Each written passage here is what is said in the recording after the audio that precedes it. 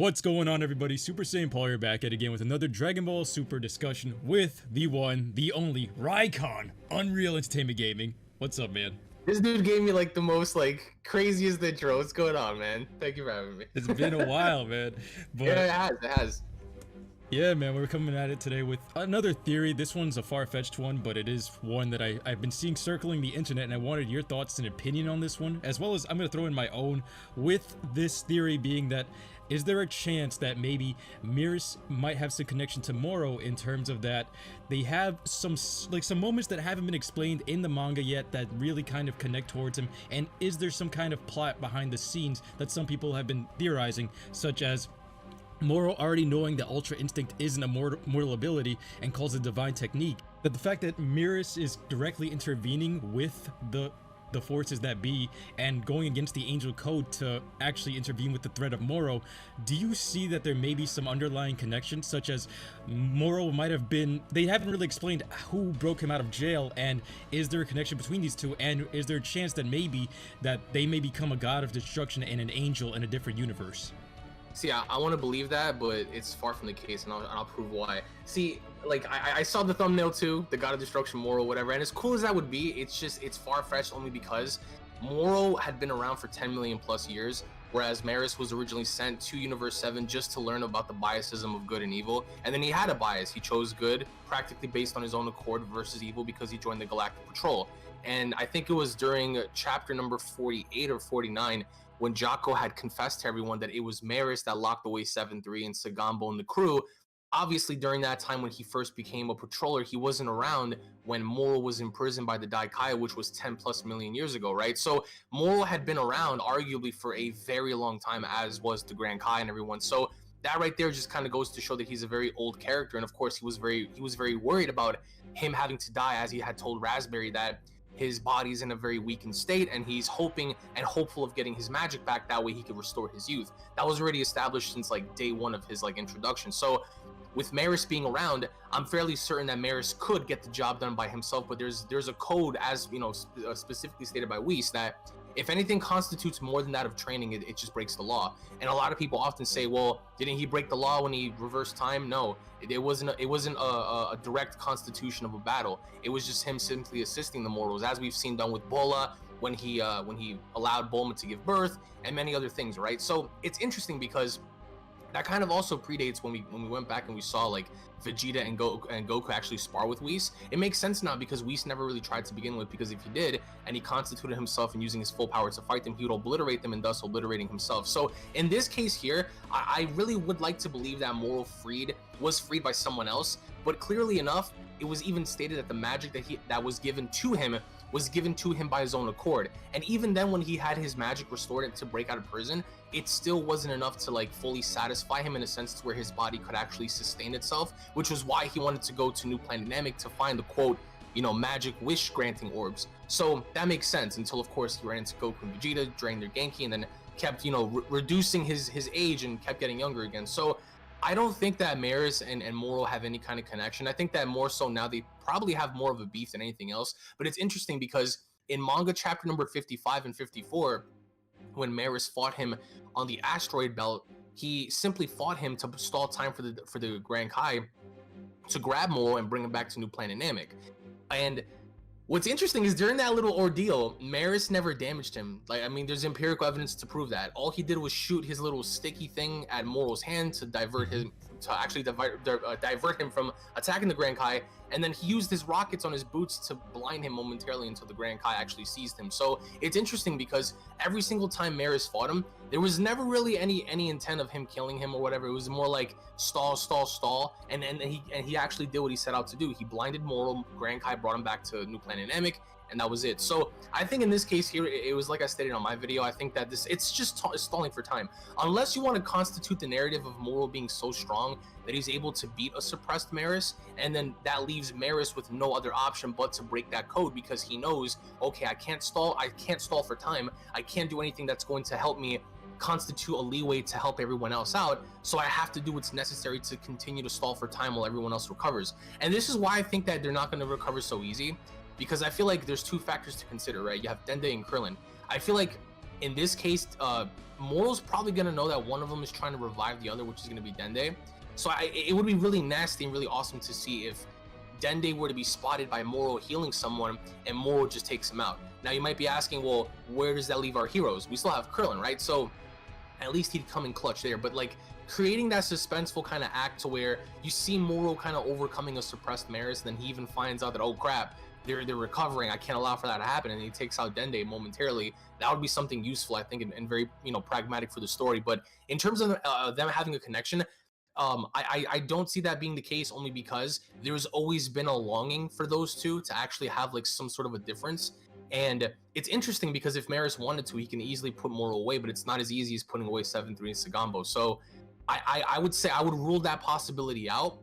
But if that were to be the case, let's say in theory, then that would be a very dynamic kind of force to be reckoned with, because here you have a potential former Hakaishin along with potentially an angel of his. But even then, if any of that were to be self-established, I think Whis would have already spoken to the Grand Priest about that, versus the Grand Priest just simply saying, oh, he has a bias, I can feel it, and that was the bias of good, which was why Whis even told Merus to his face, oh, I know what you were going to do. You were going to go back to Earth with Goku to confront Moro, and Merus was shook. So that's just how I feel about that. Yeah, and going based upon that, I mean, you made some seriously valid points. The reason why this theory has gotten so far out of the water is just a few things here. What I saw is that some people were saying that, hey, the way it seemed like is as if he trained Goku and Vegeta, and they basically went back into the fight as pawns into this entire thing, very underprepared and very underwhelming against Moro. And it's as if they were just sent for him to get eaten almost. They had no chance whatsoever during this fight, and like Moro has the upper hand right now. Another thing is that people also pointed out that, hey, if there is a chance that these two become an angel and a god of destruction of another universe, that maybe they may reveal how exactly Moro escaped that jail, if it's a test from the Grand Priest or something. That was just a really far-fetched one, but it was that plus although that would be a cool concept, the angels would have already known, because between the Grand Priest and Whis, it was even self-established that there are no secrets between angels. So even if let's say in theory, even if one did have a bias and was evil, there are no secrets between them, and that's okay, because if it's okay for an angel to have the bias of good, why wouldn't it be okay for an angel to have that biasism in siding with evil, in a sense to where, as long as they remain underneath that kind of banner to where it doesn't constitute them of using their full power, it doesn't matter what you do, you can't have a bias. And that was why the Grand Priest sent him into Universe 7, and he, out of his own mouth, he said, I wanted him to learn about the nature of good and evil. And throughout the course of his learning, he discovered that he has a bias, and that bias was good, and that's okay. So even if he did, let's say, even if he was sent out there and he said, you know what, F this, I wanna destroy and do whatever, that's okay too, because you still have like that premise of understanding good and evil, so you actually chose to side with evil. But in this case here, I feel like it's already self-established, because with Moro having to present that element of evil and ruthlessness, and Merus having to present that timid nature of like having the ability to destroy him, but knowing that if you were to constitute, you know, the premise of being a full fight, you know you're gonna get erased. That's like me telling you, hey, how about you attempt to fight me with a knife while knowing that I have a gun? And you could fight me and do damage, but at the end of the day, you're still gonna die. Or, you know, like there's rules and boundaries set. And I think that this is actually a good thing, because let's just say, like, theoretically speaking, if this carries on, you have another potential element, in that being Merus. So at least you get to learn more of the hierarchy per se. And especially after it was discussed how there is an angel realm and there's like a process, that's really cool. There's an actual process. So it's not like you're just born into, like, you know, this position of power. No, you're actually sent places to where you learn about things, you see things, and then you get to choose what you want to do. And of course, he does have a due diligence duty to, like, you know, abide by the Galactic Patrol, and that's what he wants to do. I think that shows a lot of character, because he could have done anything, especially with him having to be one of the absolute strongest, especially given his nature of being an angel trainee, and instead he wants to be a cop. I mean, for those that don't follow, Ronnie Coleman was one of the world's greatest bodybuilders during his era, and one of his professions outside of being a bodybuilder was being a cop. He didn't have to be a cop, but he just chose to do it anyway because it was something that he enjoyed. Merus enjoys being a Galactic Patroller, otherwise he wouldn't have showed up, you know, in his Galactic Patroller outfit wielding a pistol, but instead he would have showed up with his staff, and he would have been mopping Moro all around the barrier. I have 2 points that I have to bring out. Those are really good ones. Do you think that Moro's, like, history and his backstory needs to be a little bit more fleshed out, such as like more of his magic powers and more of like what happened in the past? Do you think they're going to be covering that in the future manga chapters, or do you feel like what they've given us so far is satisfactory? And also, do you think that in a very, very far-fetched sense, also with the theorists, that is there a chance that maybe they could become the God of Destruction and have their own universe in some way, some way that might work, like, you know, where they might be an angel or a God of Destruction in there in a brand new universe, and that may lead the show into this new arc? Is that some way where it works?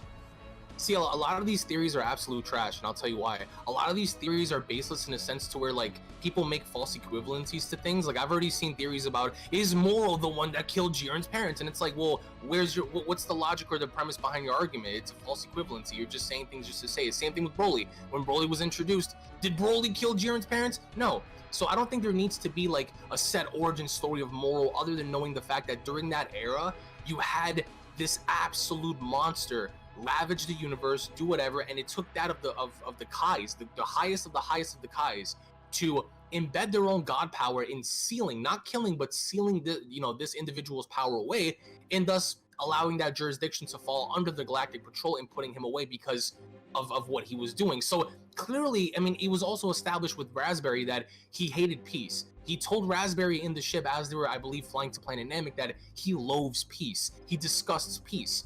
And it's interesting because his entire premise kind of shifted like after, because he wanted to, quote, like, be the ruler of the galaxy and all those things. But I just find him more interesting in a sense to where he's an ancient person that predates a lot of, you know, generations and a lot of, you know, races such as the Saiyans. He came before them. He came before a lot of people. So during that era, he wasn't just scrapping with regular people. He was scrapping with the Kais. So that just goes to show the testament of his influence. So I think that the only thing that should be self-established about him is the fact that each and every single time, versus any other character, he absorbs or he takes something, he gets younger and he gets stronger, versus someone else who just simply evolves, like Cell and Boo.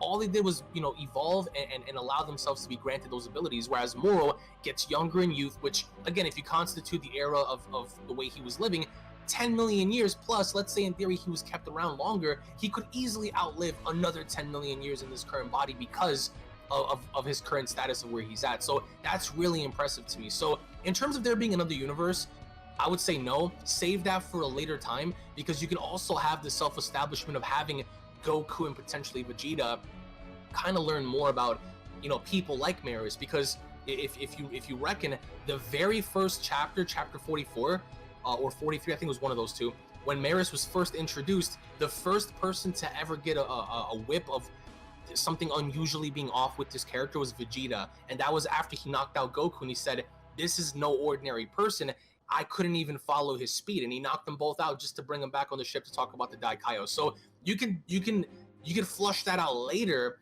with Goku and Vegeta kind of like meeting up with him, or something along the lines of more character being built around Merus and being still a trainee versus now. So I think that the premise should be established now with Moro's position, because I really want him to be the Thanos of the story, because I get a lot of Majin Buu vibes, because if you date back with Majin Buu, they threw everything at Buu and it never worked. And I like that, because I don't like a story where the character gets strong and then they fight and then it's over. So this gives me serious Buu vibes, but I think that we're reaching kind of like that climax, because we're at the peak where we're about to find out now as to whether or not Merus' influence is going to make a difference. But until then, I just think that they should keep it grounded with where they're at now.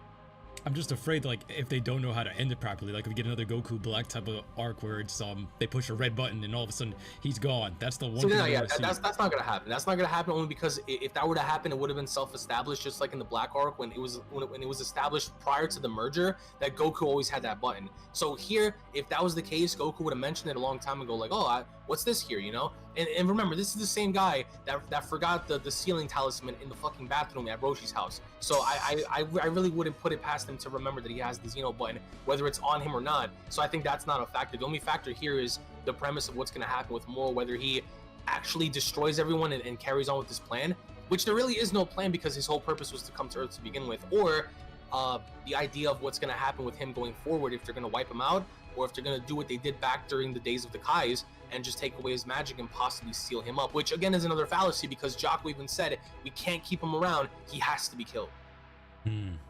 Very, very good points. I want to thank you so much for joining me on the channel here today. Make sure you guys smash that like button. Make sure you guys subscribe. Hit that bell icon to stay up to date with everything Dragon Ball Super related. Make sure you guys go check out UnrealEntGaming's channel. Link will be at the top of the description. I'll be seeing you guys next time.